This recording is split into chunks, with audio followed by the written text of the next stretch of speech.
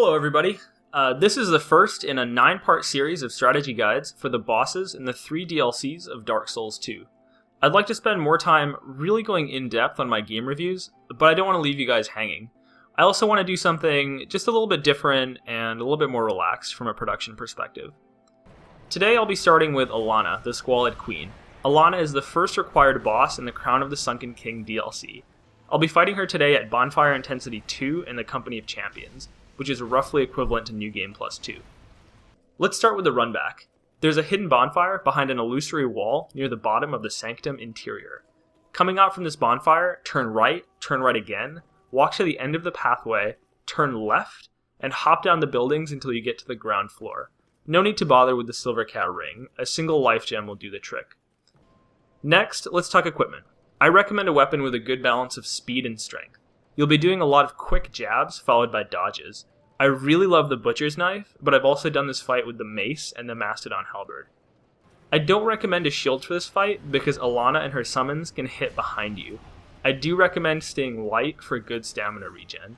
Do be careful if you choose armor with a high poise rating, as I did.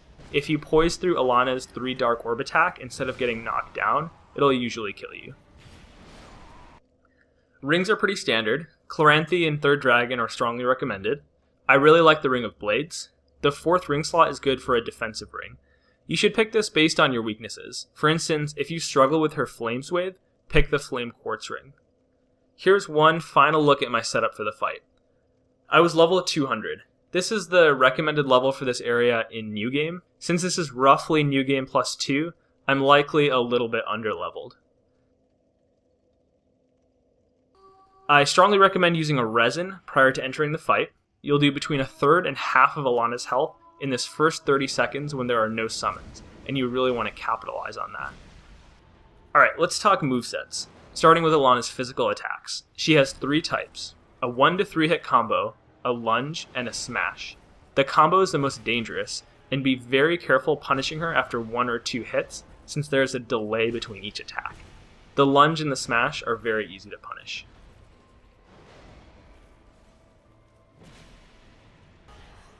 Elana uses Dark and Fire Magic. On the Dark side, she has a straight line 3 Dark Orb attack and a horizontal 5 Dark Orb attack that sprays out in a semicircle. Both can be rolled through. Elana also has a Dark Affinity, which you do need to roll out of to dodge. She also has an Area of Effect attack.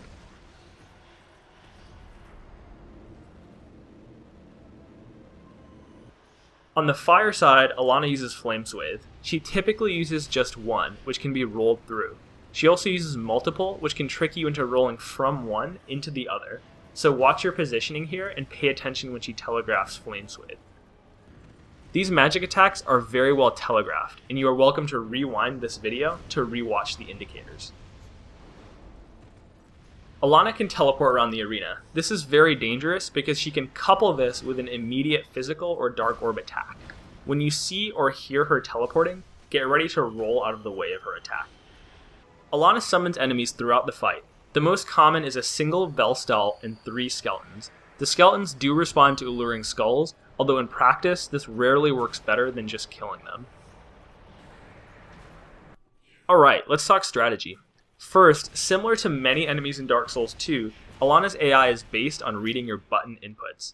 This means that if you do nothing, her AI often stops, teeters back and forth, and doesn't know what to do for a few seconds. This is useful if you expend all of your stamina and know that you can't get away.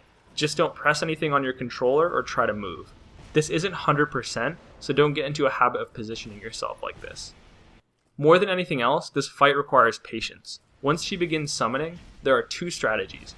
1 is to dodge her summons and attack her directly. 2 is to kill her summons and then begin attacking her.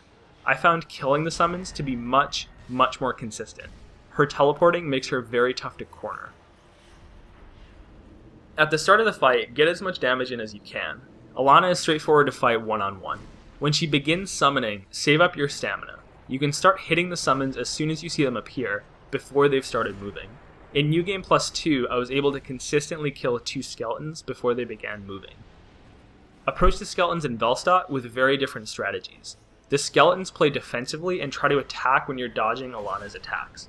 Recognize this, be patient, position yourself well to dodge Elana, and then immediately kill the skeletons. Velcel is much more aggressive. I recommend keeping him away from Elana and fighting him one-on-one while dodging her attacks. With a bit of practice, I learned how to dodge Elana's magic attacks based just on their auditory cues. If you can't get the hang of this, use lock-on judiciously and keep both enemies in your sights at all times.